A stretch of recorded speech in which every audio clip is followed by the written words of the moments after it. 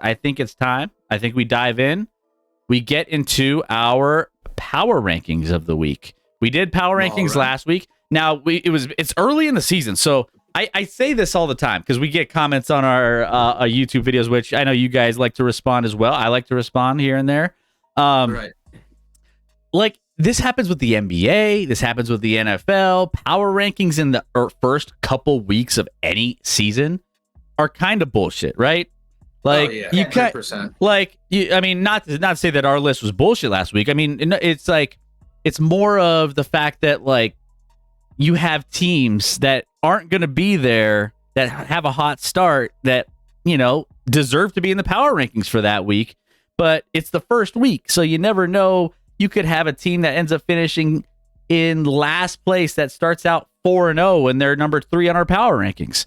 So it evolves, ladies and gentlemen. That's the disclaimer I'm having for all of you guys who are going to be watching our VODs on YouTube, because that's where we post all our videos on YouTube. Go check them out. Socials, ! Socials in the chat is going to get you how you can see all of our videos that we're going to be uploading. But I appreciate all the comments and all the likes and everything else that you guys have been sharing on those videos. But yeah, it's a week by week.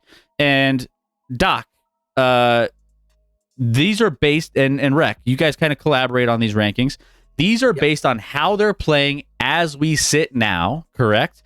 Not how we see them, because for NBA, I have my power rankings for like that period in time, and I have my contender rankings, which are completely different. So you kind of got to take it with a grain of salt on some of these, that this is how they're playing as we speak currently, and how they're looking. I'll be honest, at least one of the teams in this list I expect to be in the bottom 10 shortly. Yeah, and that's how it goes. That's how it goes. I know the A's are not going to be on this list anytime soon. Nope, and neither. They have a better record. They won 1-0 today. They did. They had a no-no going into the 7th. Right, they gave up 1 hit. Wow. It's okay. They'll probably be on the same list as the Rockies on the not top 10. It's cool. Yep. And then the Marlins too. Because the Marlins, Rec told me they're missing every single one of their players, pitchers. So there's that. So all right. Well, let's dive in to this week's installment of the Power Rankings. Again, this is how they are currently playing, not how we see them in the end of the season, not how, just keep that in mind, ladies and gentlemen. First up, we have the Royals. The Royals coming in here at number 10. Now, the Royals here sitting at the second spot of the Central, 9-4. Game back. But they're on a 7-game winning streak. So they're blazing up the rankings here, and making it into our top 10. 8-2 in their last 10.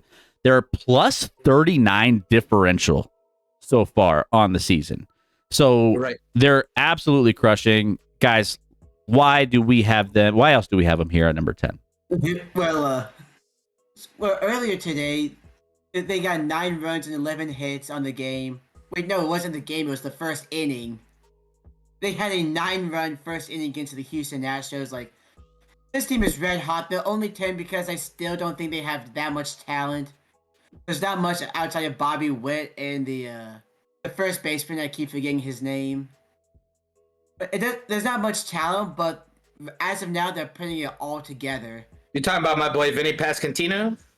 Yep, Pasquantino. Yeah, he's only batting 222. Oh, they. Oh, never mind. But still, like, this team is red hot. They're putting everything together. Can they sustain it? I don't think so. But again, they've won 7 straight games. They swept the Astros. There's something to be said about that, even if the Astros are starting slow. Like, I mean, just playing insane. Yeah, I mean, you also got to look at it like this. Salvador Perez is turning back the clock. He's 33. He's always been one of the more offensive catchers. Salvi. He's 2 homers, 10 RBIs, batting 333 in a year 33. His 33rd season around the sun. I feel like he's been in the league forever. Yeah. But him combined with Michael Garcia and Bobby Witt Jr., they do have a good youth movement. I do feel like this year their pitching is better than I think anybody anticipated, including them. They're a phenomenally young team that has a lot of potential. It just hasn't been tapped yet. Like Brady Singer today, he was absolutely magnificent. He's only given up 2 runs in 18 innings. Seth Lugo turning it back to, he has only given up 3 runs in 18 innings. They have one of the best starting rotations ERA wise in all of baseball. Like I said, they have a combined team ERA of 2.5, just so you know, pitching wise. So they're not giving up a lot of runs. They're on a 7-game win streak, like you said. They're white hot.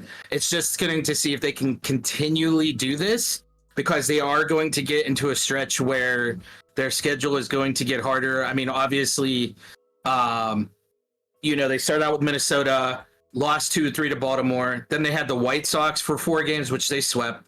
But the more impressive thing is they just swept Astros, who we have no idea if they're going to be good or bad yet, because Houston got swept by the Yankees. Now they get swept by the Royals, but then they show up and explode for runs. So I look for everything to balance out, just like, Chris said, all in sports, beginnings are beginnings. It's not how you start, but it's how you end. So exactly. I don't see Kansas City staying this hot. I do see them maybe finishing better than I anticipated, but I don't see them overthrowing Cleveland or eventually Minnesota is going to come around. So I still think that they're going to be 3rd, maybe 4th in that Central. Yeah, Kansas City features top 5 rotation in ERA, but again, their starters lead the majors in innings per start, despite being a middle of the pack in pitches per outing. I'm not sure if that's sustainable, but we'll find out. We'll find out because that's going to be that's going to be a telltale sign that maybe something's bound to break at some point. What's up, Tori? Welcome in. Good to have you. Welcome in. What's up, Tori? By the way, Doc, I forgot to tell you. Yes, sir. You have a gift coming your way because the winner of our March Madness is giving his gift to you. He just wants to let you know he's got the bragging rights because he kicked everyone's ass. So I appreciate that. I know exactly who you're talking about. Yeah. So there you go. Congratulations on the win, and then congratulations, Doc. By the way, all you guys from Tori's community, you guys all crushed in the March Madness tournament, by the way. So congrats on everything. So kind of smart when it comes to that. So I'll get you. We'll get you hooked up with some gear here. I'll DM you after this. So we'll get y'all taken care of. All right, number 9. We have our first glimpse of the Chicago Cubs making it onto this list. Chicago Cubs in the Central Division, sitting behind Milwaukee and Pittsburgh. 7-3 in their last 10, and yeah, most recently just dropped their last game, but still kind of hanging in there. Why do you got them at number 9? Go ahead, Rick. Overall, this is still a mixed team. Like they don't have a lot of big names, but they could still beat you. Like right now, their best pitcher is Shota Imanaga, who's already thrown 10 shutout innings, and he still has not given up a run yet. In the 2 starts he's had, like besides Kyle Hendricks, who's had an unusually horrible start, they've been really good. Jordan Wicks has been doing great so far. Of course, on the offensive side, you got the usual suspects: Ian Happ, Seiya Suzuki. Like I said, it's not all these names that will blow you out of the water. But this is probably one of the better coached teams in the division, which really isn't saying much. But yeah, this team should be in contention. It should be in contention for the division all the way up until the end of September. Yeah, and I mean, he said, he nailed it. They're getting constant hitting. Christopher Morel, Suzuki, Happ. Cody Bellinger is doing his thing. His bat isn't as good, but his defense is up there. Unfortunately, his WAR is one of the worst on his team, but he is a phenomenal player nonetheless. Dansby Swanson is hanging in there. They got a 250 team batting average. The pitching is okay. Like he said, Kyle Hendricks. They're still trying to figure it out on the the defensive side and the pitching side, but it's the Cubs, it's the Central. They're always going to have a shot. They always put a team out there that's extremely competitive. They got guys out there like Javier Assad, who's only given up 2 runs in 11 innings. They're not like the Royals, who have guys that are at 18, 19 innings pitched. The Kyle Hendricks has 12 innings pitched, and he's the highest guy with innings pitched. So they clearly are a very deep team. They trust their bullpen. I do feel like that's going to help them a lot more. But I do too feel like Chicago is going to be there all the way up to the end. Is Craig Counsell their manager? Craig Counsell, former Brewers manager. Yeah, he's managing the Cubs? Yep. The only thing I remember about Craig Counsell is the fact that he had one of the most iconic batting stances on planet Earth. Hey, do you remember his batting stance where he would bring the bat up? He would bring it up here, all the way up as high as he is, like he's reaching for something on the top shelf with a baseball bat.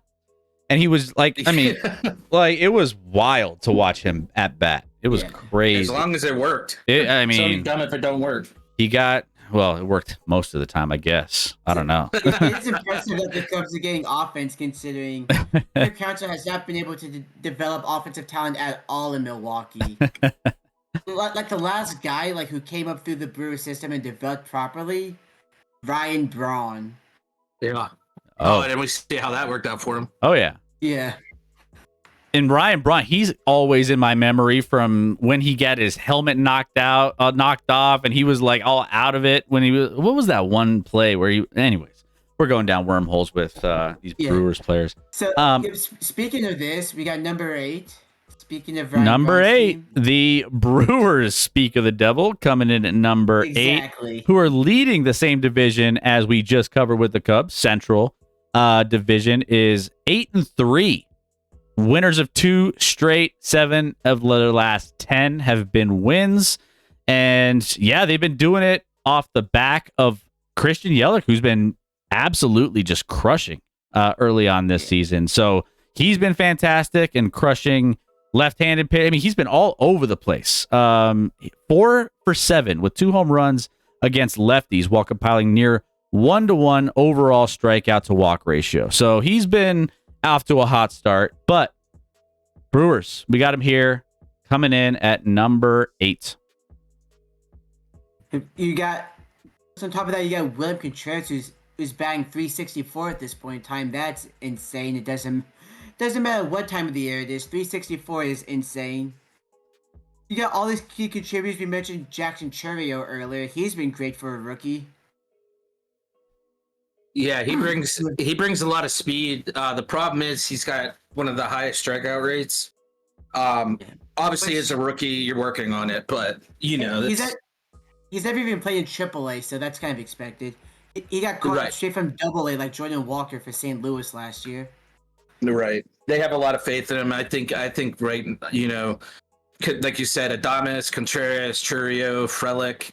Obviously it's that guy, Christian Yelich, that bum. No, I'm just kidding. But he's got 5 homers, 11 RBIs. He's doing his thing. This is who we thought they were. Going back to that quote, like when I had talked about my league winners, my division winners for baseball, Milwaukee was going to be there. Can the offense sustain? Can the pitching sustain? Trading Corbin Burns. The offense is there. They're smoking the ball right now with a 272 average. It puts them in the upper echelon of all the teams in baseball. They have 16 homers. They have 19 stolen bases. That Bryce Terang, their second baseman, has 7 of those, but they're a team that you really need to look out for. If the hitting is sustained like this and Chourio really finds his stride, they could be a very dangerous team that not only win the Central, but actually gets beyond that. Now, am I saying they're a World Series contender? I'm not quite there yet, but they're definitely a dangerous team that if they get hot at the right time, they could beat anybody. Yeah.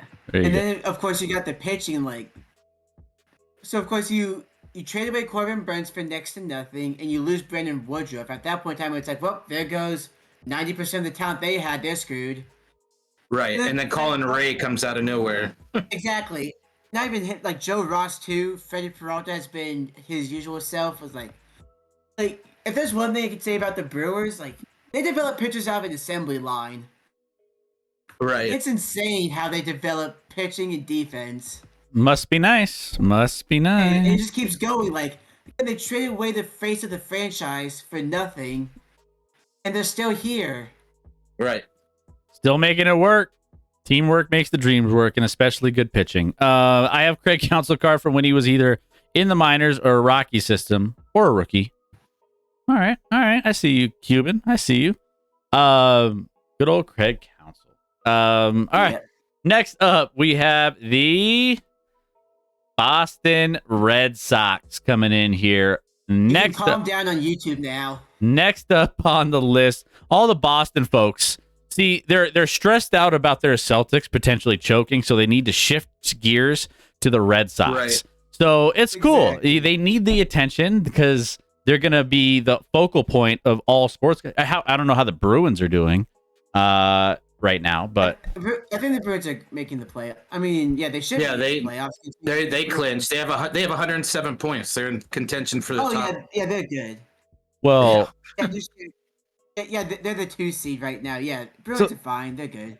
So Boston fans need something else to take their mind off of what's about to happen in the NBA playoffs. Yeah. But right. I will tell you, the Red Sox, they're starting to get things going here. They've lost a couple straight. However, they're 7-5, right behind the Yankees and the Orioles in the standings in the AL East. They just lost tonight to Baltimore. They just lost to Baltimore, yep. And they also lost Trevor Story to a season-ending shoulder injury, but they're still trying to figure. That was pretty rough for them. That happened a couple days ago.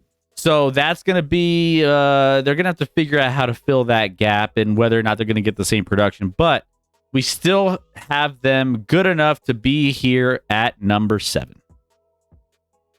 Yeah, I mean, go ahead. You got it. Go ahead. So far, the leader of this team is Tyler O'Neill, who just came in kind of a dump trade. Like he's been known for having hot starts, and here he is with 6 home runs already, 460 on base percentage. And then you look at the other guys. You got Jaron Duran, who's recovered nicely since that one embarrassing play in the 29-5 loss a couple years ago. So the offense overall, the whole offense is just clicking. Tristan Casas is coming out. Like everything's clicking. The pitching's getting really nice here. Like Cutter Crawford, I really didn't know this guy existed until just recently. Tanner Houck, and he also just came into the system. He's been lights out. Like, yeah, it's not even the guys that you expect to do good. It's these guys that just came in. You've never really heard of them before, and they're just killing it right now. Again, will it continue? Who knows? But if it continues, this is gonna be a nice looking race to the top for the AL East. Yeah, and you kind of nailed it when you were talking about Tyler O'Neill kind of getting dumped. The only problem with Boston is they're not doing things with runners on base. Tyler O'Neill has 6 homers and he has 7 RBIs. So he's almost all of his home runs are solo shots, which is crazy considering the amount that he has. But, you know, they just got to get the bats going a little bit more. The pitching's there. They got almost a 2 flat ERA as a team. Wow. The pitching is absolutely there. The hitting needs to come around besides, like you said, Duran, O'Neill, you know, Cassis is doing pretty good. Yoshida's trying to figure out his stance there. But they were a team. Yeah, they were a team that came out hot. They got cooled off by the Orioles. They play the Angels tomorrow. You know, they were 7-3 coming into this series, so they absolutely deserve to be at 7. They ran into an Orioles team that got pissed off. They got beat by the Pirates 2 out of 3. You know, So Boston has definitely got it going. They just offensively, they just got to get a little bit going there, tweak a little bit, and they'll be fine. Because, like you said, Tyler O'Neill's doing good. The pitching's good. It's just getting guys on base is their problem. Yeah, or just That's doing it. something when they get on base. Right. Yeah. Crazy. Yeah. No, there you go. Boston Red Sox coming in at number 7. Number 6. We have the Cleveland Guardians coming in next on the rankings, leading the AL Central with a 9-3 record, plus 35 differential, and 7 of their last 10 have been wins. Now, there's some things that took place. We talked a little bit about at the top of the show with injuries, but Shane Bieber, who dominated his first 2 starts, throwing 12 scoreless innings, devastated with the Tommy John news that he's going to be missing the season. By the way, he was a free agent after this season, if I'm not mistaken, which, he's not going to get that same payday next time around, given the circumstances of this surgery, which sucks. You hate to see it, but they're still playing good enough to be here in this position at number 6. Right now, it's 4 guys on offense. Of course, you got the usual suspects: Jose Ramirez, who is the face of this franchise; Josh Naylor, who broke out recently. You got Stephen Kwan, and Andres Jimenez, kind of coming out of nowhere. Those 4 are the entire offense for Cleveland at this point.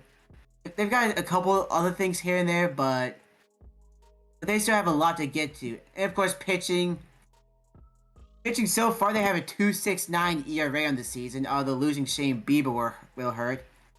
Their bullpen has been surprisingly great. I'm looking at the list of pitchers now. I'm just seeing it next to all these relievers: 0, 0, 0, just zeros all the way down the board. Yeah, and a minimum of 6 innings pitched too. It ain't just like an inning or 2. Exactly, and of course you have Emmanuel Clase, who's one of the top closers in the game. He's doing his thing. Right. Now, if they can keep this up with Bieber gone, we'll see. But if the pitching can, even if it drops to a 3.3 ERA, the Guardians can still make noise in the season. They could still find themselves in a playoff spot. It's crazy to me. It's one of those things where it's it must be nice. It must be nice to have the problem of having all these pitchers that are just so good. As a Rockies fan, it's oh yeah, we just have a luxury of the Brewers being able to just find all these different pitchers, and the Guardians having all these zeros in front of their pitch. Yeah, I wonder what that's like. The Rockies pitchers just have a 1 or 2 in front of them usually. The Rockies have big numbers, which and the ERA. Further reminded that Kyle Freeland gave up 7 runs in the game and his ERA still dropped. It's like when you play golf and you're oh wait, the bigger number's bad. Oh, my bad. I thought I didn't know that's how that worked. We should play again next week. Yeah, we gotta try again. We'll just give you a handicap for the next go round. Doc, what are your thoughts? Sorry. Yeah. So I think this is one of those teams that I had said from the outset. I said that Cleveland was going to be one of the teams at the top of their division. You look at their standings in the Central: Cleveland, Kansas City, Detroit, Minnesota, Chicago. This was a division last year that was not very good. You look at it, and I think Minnesota was the only team with a winning record, or something like that. It was something ridiculous.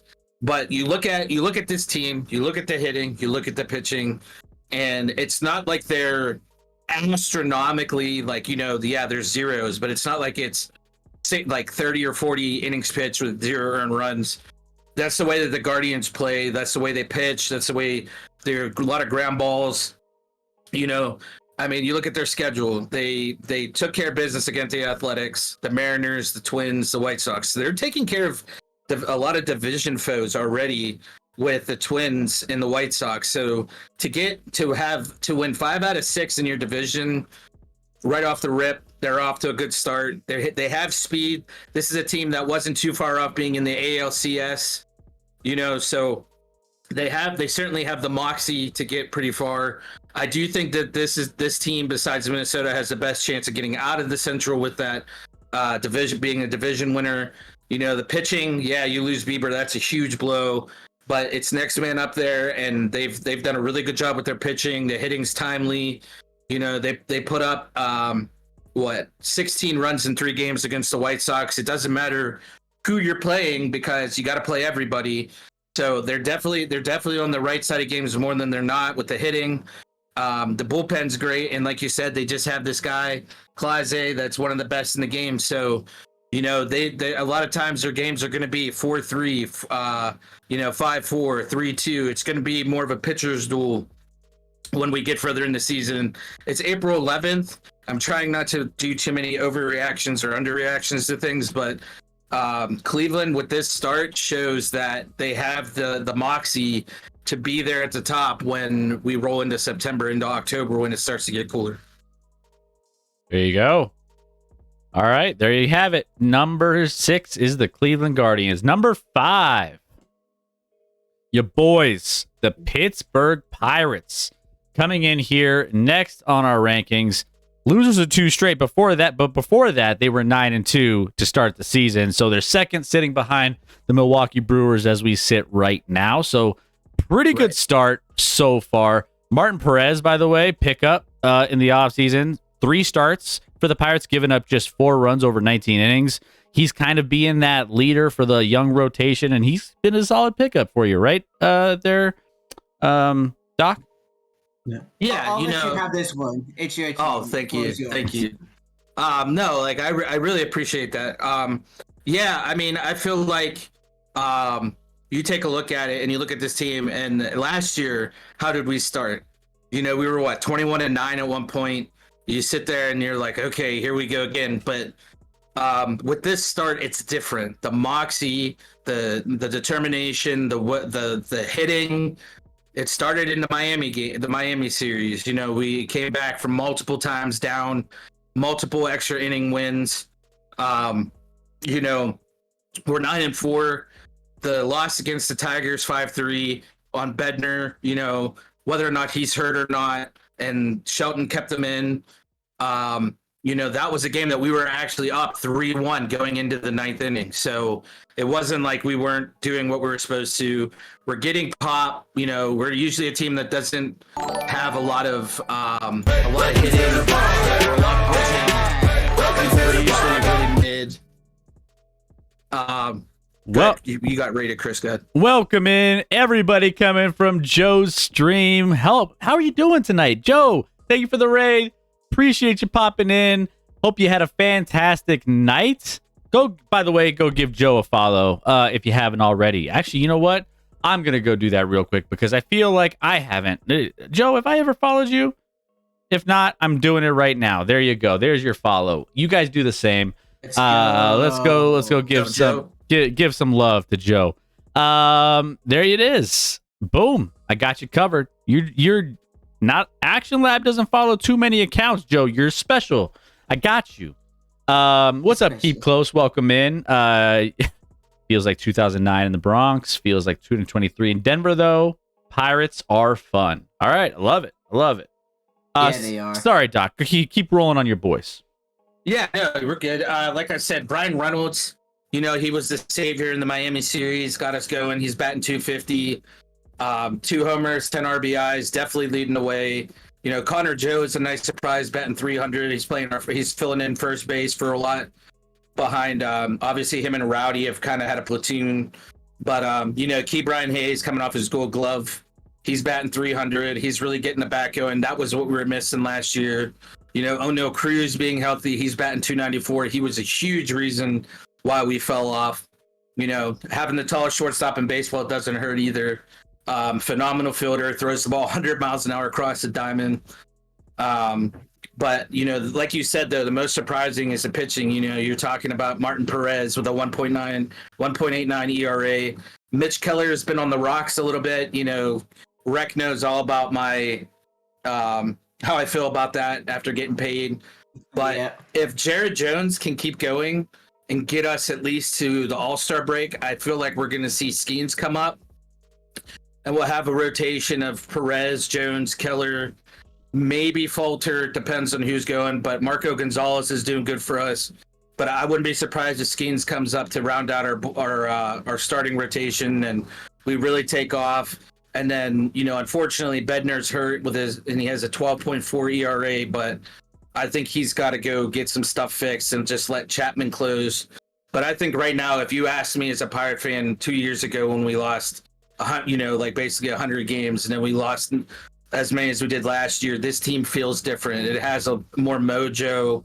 You have a World Series champion now on your staff. Jared Jones is a rookie coming up, and he has 25 strikeouts, leading the team in strikeouts, 25 and 18 innings, So I do feel like we're on the up and up. And then you got to remember, Skeens isn't up. Quinn Priester isn't up. We have a bunch of young guys that are coming up. So the future is arguably just the brightest future that we've had in Pittsburgh for a Pirates fan in a long time. Probably since Kutch was coming up. Getting that hype for your boys this year, huh? I mean, yeah, it's looking good. Rec, anything you want to add? Not really. Like everything you said was spot on. It's like, can they actually hold on to it this time? Is the key here.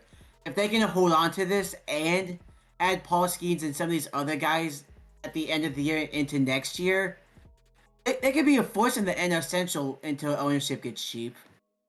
Yeah. All right. Well, there you go. That's what we have the Pirates at number 5. All right. Here we go. Next up, number 4. We have the Baltimore Orioles coming in here next on the list. Baltimore Orioles, 7-4, winners of 2 straight, 6 of their last 10. Looking good, plus 23 in run differential, leading the American League East, even over the top number 1 team, the New York Yankees, who only have a 15 plus 15 differential. So Baltimore getting it done, but we have them here at number 4.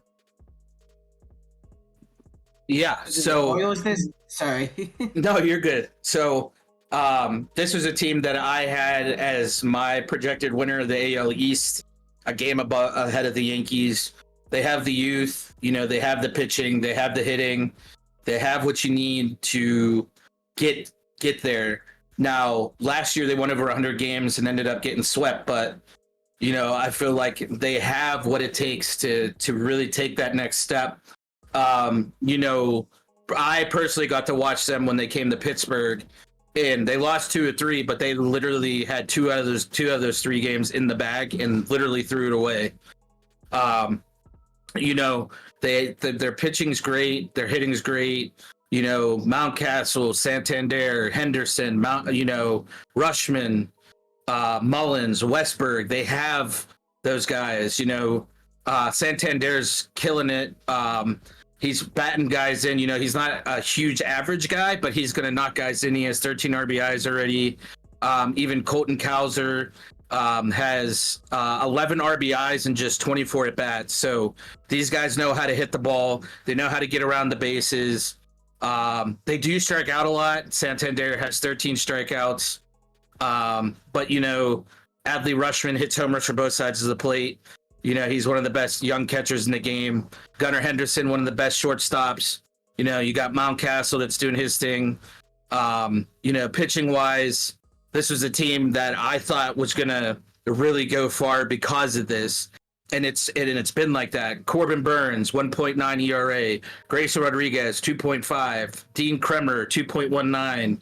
Tyler Wells has a 4.7. He got roughed up in one start, but they have that mixture that you like to see of veteran and youth, with Corbin Burns coming in and just stepping right in as the ace, and him and Grayson Rodriguez have been in a phenomenal 1-2.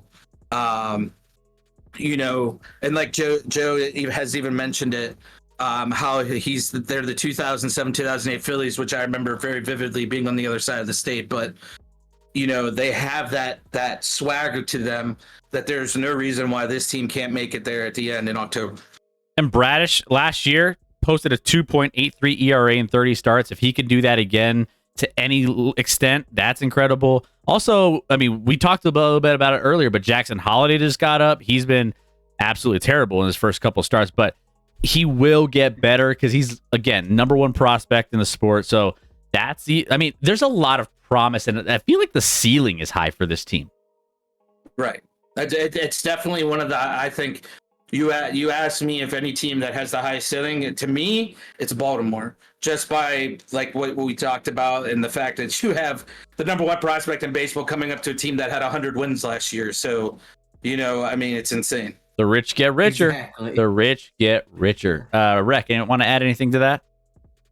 It's kind of funny that they're doing it with the pitching as opposed to the hitting this year. Like outside of Cole Irvin, the pitching has been overall really good. Like even with Corbin Burns, it wasn't expected to be this good so far. When you look at the offense, there's not a whole lot. Of course, Santander he's getting guys in, and then from a pure hit standpoint, it's only really Adley Rutschman and Ryan Mountcastle. Of course, they have the talent to get there, and I expect them to get there at one point in time, but they do have to get that offense up if they want to compete with the Yankees and the Red Sox. I also want to throw a little note out there. In their game today against Boston, they went to extras tied at 3. Baltimore scored 6 in the 10th inning. Yeah. Just putting that low stat out there. There you go. And Chris, this is so one thing that we always joked about here in Pittsburgh was that Baltimore was the AL version of the Pirates because we were always right at the bottom. But now you take a look at both of these teams, and like Joe said, and Cuban had said it too. It's what happens when you do it right. Baltimore has an expedited side to it because of what they did at the management level and drafting. And this is what happens when you draft and you do things right. You go out and you scout your players and you look at what you got, and then you go out and you get arguably one of the best pitchers in baseball to be the ace on your staff. Plus, like you said, Bradish isn't even healthy right now. When he comes back, he adds another dimension to that pitching. And to Rex's credit, like he said, the batting isn't all there yet. And I agree. Like I said, Santander has dropped. Rushman's batting a little bit below what he does. Henderson's only at 229. This team is extremely young. This is one of the youngest teams in baseball we got to remember here. And they won 100 games last year. So if you ask me, like you said, the ceiling, this team has it. It's just, who are they going to add at the break, near the break, to give them that veteran presence to push them to the top? Because they can get there, but I feel like they need to get a veteran somewhere in there, and then they'll be World Series contenders. Not like they're not already, but they would put them up there with the favorites in that echelon, if you know what I mean. Yeah, that's wild. Yeah. Orioles fan, welcome in. Good to have you. We're talking highly of your boys, so congratulations. You got some good things coming your way. Also, Joe. Sorry. Go ahead. I was just going to say, a friendly reminder, like a few years ago, Adley was the top prospect in baseball. Like, now that's Jackson Holliday's title, but Adley was up there, Gunnar was up there. Like, this farm system was stacked. Yeah. And it's already bearing fruits. And it's still stacked down there in the minors. Yeah, they took some of those fruits, traded for Corbin Burns. They went and got Zach Flaherty last year, made a few other moves, but, like, if they have what it takes to go, they just need to put it together. Right. And that's what happens when you have a lot of youth. You need to get some veterans in there to put it all together, and then they're going to be a team of destiny. Exactly. Orioles are what happens if you do it right. Also, so are babies. Hi-yo. There you go. Number 3 coming up on our list. By the way, guys, before we get to number 3, hit that follow button if you guys are new. We'll give you a quick little shout out, get to know you a little bit. But hit that follow button if you are enjoying the content tonight. We are live every Thursday, Sunday, and Wednesday of each week. We got some NFL draft coverage coming up. We've already covered our top quarterbacks and wide receivers. We'll get those uploaded to YouTube along with this video. But make sure you guys are hitting that follow button, knowing every single time we go live. We also have all of our videos, especially this one, will be uploaded to exclamation point socials. We'll have all of our YouTube channel information, our Twitter, our all the good stuff that you'll want to know. So go check that out. Exclamation point socials in the chat. All right, number 3 on our list, we have the Atlanta Braves. The trash Atlanta Braves, who got blown out by my Mets by 1 million today. Coming I in, knew you couldn't wait to get to number 3. I had knew to you get couldn't. I had to get to it. I had to. It's the only win I'm gonna get ever. 7-4, leading the NL East. 6-4 their last 10. The only positive differential in the entire division. Think about this: the Atlanta Braves are plus 14, the Phillies -4, Mets -1, Nationals -14, Marlins -30. So Minus a lot. the only worst team in run differential outside of the Marlins, my Colorado Rockies, -35. go. So there we go. But You're good for something. They get a trophy for that. Congratulations. the fact that the fact that my second team, the Mets, is almost even, though, I'll take it. I'll take little wins. Yeah, considering how you started. Shoot. Exactly. We But won't talk about that, though. we won't talk about it. But yes, we have the Atlanta Braves in here at number 3. I mean, we Go don't ahead, need to Rick. talk about the offensive talent. Like we all know what they have there. Like they lost Sean Murphy too. That's not much of a problem. They still have Riley. They still have Olsen. So Michael Harris, Ronald Acuna. They have all the same people they've had over the last few years. Like the offense is not going to be a problem. Even with the injuries they had, that's not a problem. Spencer Strider being hurt, that might be a problem. Especially like they got blown up today by the Mets, so pitching struggled there, but they still have Renato Lopez. Oh, and they traded for this dude named Chris Sale. I don't know if you've ever heard of him. But yeah, like they still have talent there. They just gotta find a way to get it all.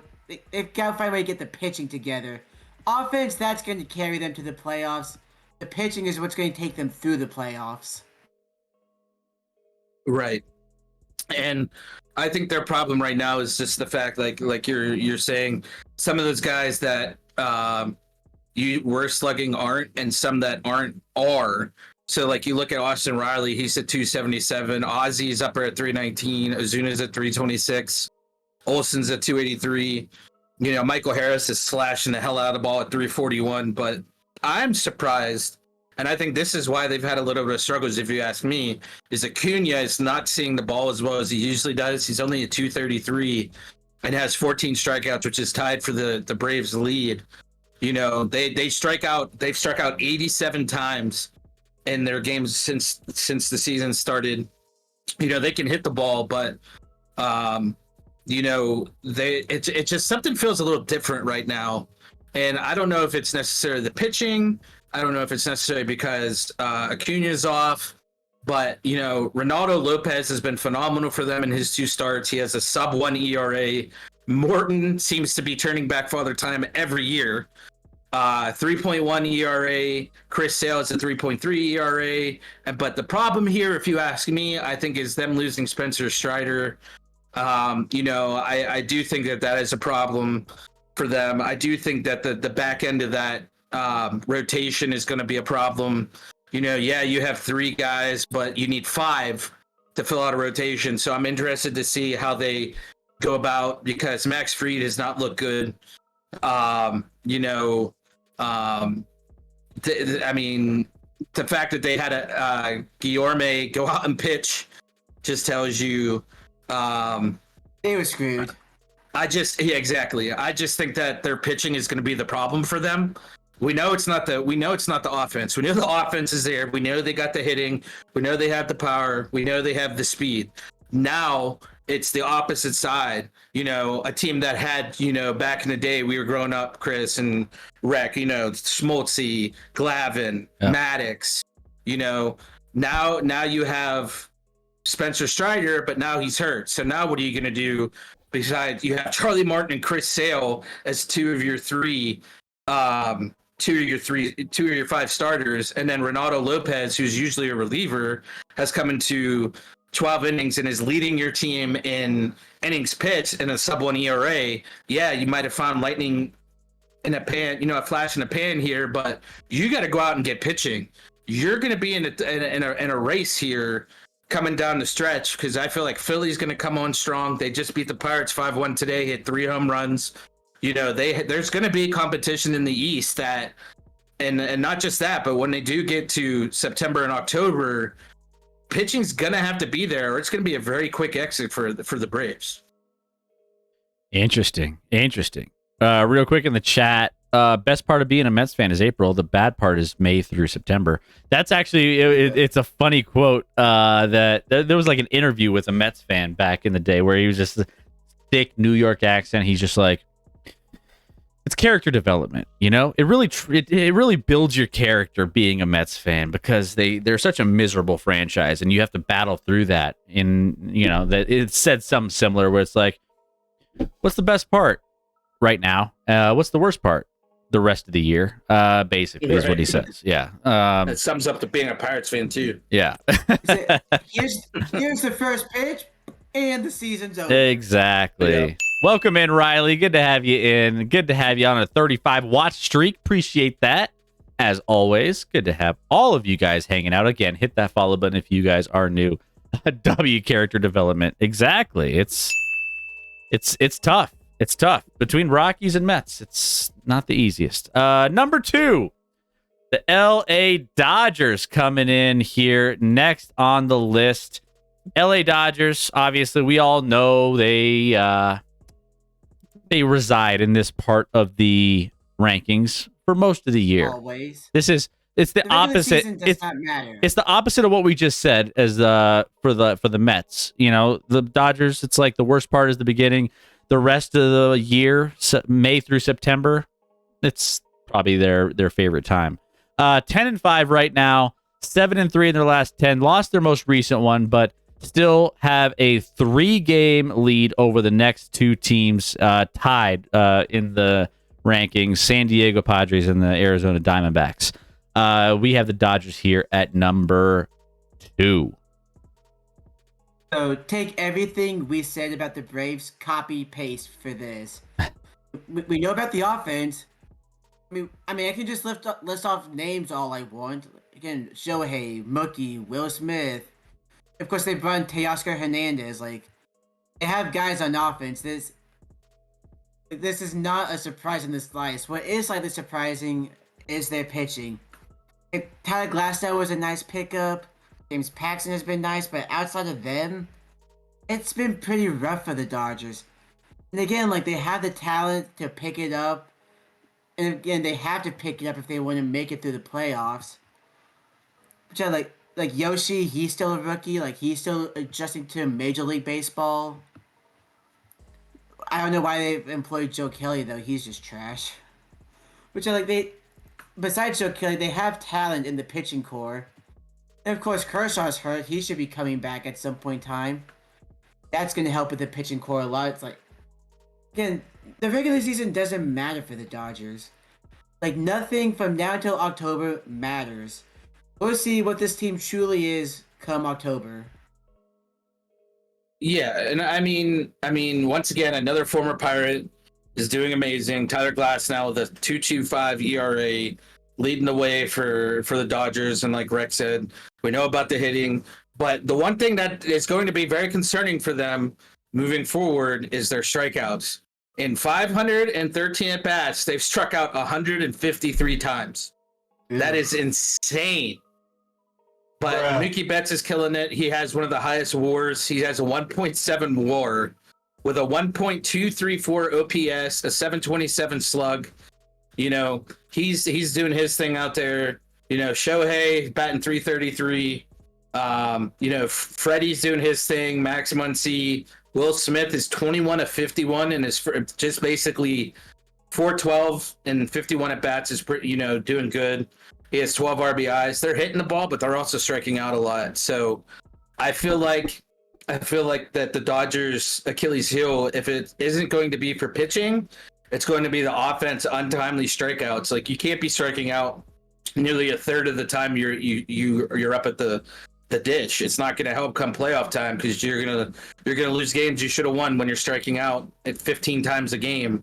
Like, Max Muncy has 25, Teoscar Hernandez has 24. Like, the averages look nice, but beyond that, like, it just looks like there's going to be a lot of trouble with 153 strikeouts to 61 walks. You know, only 6 stolen bases. I feel like the offense is fine, but there's certain flaws in this team where people are saying, "Oh, the Dodgers are going to be there at the end. The Dodgers are going to win 105, 110 games." That's all fine and dandy, but when it comes push comes to shove, like Rex said in October, are they going to be able to? Are they still going to be there? Are they going to be the choke artists? Are they going to be there with the pitching? Are they going to be there not striking out? That's going to be the difference for this team come October. I love all the questions. I love when the Dodgers have a chance to just choke at some point. So, we'll Also, take check Cuban in the chat. We'll take it. Will Smith is a good hitter, especially if you put his wife's name in your effing mouth. Yeah. Exactly. Yeah, what is he, a 412? Yep, 412. Insane. That's crazy. Tori, you look Crystal, you look tired. I mean, between my children keeping me up in the early mornings and Rec just over here, just doing whatever he does over here, and then, I mean, I got to deal with a lot, so it wears on me a little bit there, Tori. It does. It does. Joe, I agree with you 100%. If Atlanta and LA get in the top 2 seeds again, the best thing for them is not playing a division rival in the NLDS. Okay, yeah, take that, Joe. All right. Well, without further ado, let's get to our final number 1 team in the rankings, and the that Rockies. you guys. Wait. You made a mistake. You get the Yankees here. Oh yeah. St. Louis isn't on here. That's a problem. The Rockies. The Rockies didn't. This guy, you work on. This is why we get all the comments in YouTube, guys. This is why we get all the different things saying our lists are trash, because we have the Yankees and not the Rockies at number 1. That's our bad. I'll fire the writer. That's right. Guys, we have the New York Yankees here at number 1, 10-3 right now.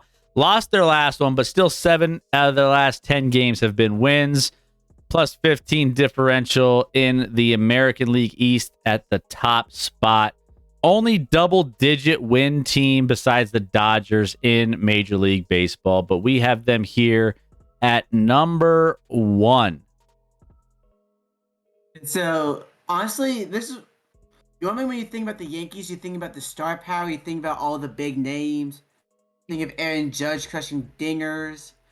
Anthony Rizzo just being a consistent all-around player, Giancarlo Stanton, but the key contributors this time, of course, you have Soto and Stanton who are leading in the stats, but the top offensive players are the prospects that struggled to develop last year. Anthony Volpe and Oswaldo Cabrera, those who are really leading the Yankees. They're getting on base so these big boppers can send them home. Pitching, of course, you lose Garrett Cole. That's gonna hurt. So, but again, you bring in Marcus Stroman from the Cubs. He's doing really good. Carlos Rodon's having his bounce back year. He struggled a lot last year. He's finally figured out whatever's happening there. Oh, there's still a lot of hit and miss with the Yankees, but it's been hitting more than enough, especially with how the offense is hitting. Again, you don't just go 10-3, especially even if you have an easy schedule. You don't just go 10-3. You gotta have a lot of things to go right, and the Yankees are having everything come together. Right, and with that 10-3 start, I do feel like this feels like a different Yankees team. And I think I call that the Juan Soto effect. Like you had mentioned, he's there and he's doing his thing. But if you ask me, I think that's uplifted multiple people. And like you said, Volpe has stepped up. He 16 of 43 for 2 homers, 6 RBIs. But he's also got 25 total bases. He's got 11 runs scored. He's the setter for the team. He gets on base and they knock him in. They're playing Yankee baseball. They have 15 homers, 54 RBIs. They've struck out 103 out of 425 at bats, which could come down a little bit, but they're hitting the ball. Stanton's getting his average back up. He's at 256. Last year I believe he was around the Mendoza line the whole time, near 200. If so, Torres is struggling a little bit with the bat, but the offense is going to be the offense. We knew when they got Soto that was going to be a very dangerous lineup, especially offensively, but defensively as well. That's a very good outfield that they have. Cortez 3.5 ERA, that'll come down. I feel like he's still settling in. Marcus Stroman 2.1 ERA. Carlos Rodon, who they went out and got, and everybody was like, oh, where's he showing up? Why didn't he do this? Why didn't he do that? And now you see why they went out and got him last year. 1.72 ERA in 3 starts, 15.2 innings, only 3 earned runs. I do think that they found their missing piece with the pitching. Garrett Cole, it's a huge loss. Losing your ace, but they're the Yankees. They're going to go out. I feel like if somebody still doesn't show up, they'll go out and get an arm. Clark Schmidt's the only one that really has had a rough outing. He's got an ERA above 4.5, but their bullpen is solid. They're an immensely talented team. There's a reason they're number one. I feel like they're maybe one piece away in the bullpen, maybe even, like I said, a starter. But this is a team that's dangerous, and this is a team that could go to the World Series this year if they can stay healthy, if they can avoid the injury bug that they had last year, and they get consistent, solid pitching. The hitting is going to do its thing. You're going to have your power numbers, you're going to have your on-base numbers, but it's the pitching, for me, that is what's standing apart from previous Yankee teams, other teams in the AL East. This is what sets them apart, is if their pitching can stay healthy, it'll be them and the Orioles at the top of the East. Yeah, and then also Anthony Volpe, 16 to 43, 372, within 1.041 OPS, 3 steals, still playing at a high level defensively after a Gold Glove last season. So he's been crushing. There's a lot to like about what the Yankees are putting together. So there's a reason why they got him here at number 1. Now I know why the Rockies aren't here. They're the opposite of this. I'm just kidding. Amanda, Lori, and Chris, I know that tired feeling all too well, being a high school math teacher and having a daughter. Yeah. See, and I don't, but I got Rex, so that's even worse than all of it. I mean, no. You have Scotty. That's a pain. Keep Close is just as tired as I am. I think we're all tired. It's been a long week for everybody, but we had to get in these baseball rankings for you guys before we closed out the week, because we will be back here live this Sunday, recapping some more NFL rankings when it comes to some of our draft prospects and positions. We've already covered wide receivers and quarterbacks. We're going to get some more of those coming up here soon. So make sure you guys stay tuned to that as well. Otherwise, here we go. Royals, Cubs, Brewers, Red Sox, Guardians, Pirates, Orioles, Braves, Dodgers, and Yankees on this installment of the Power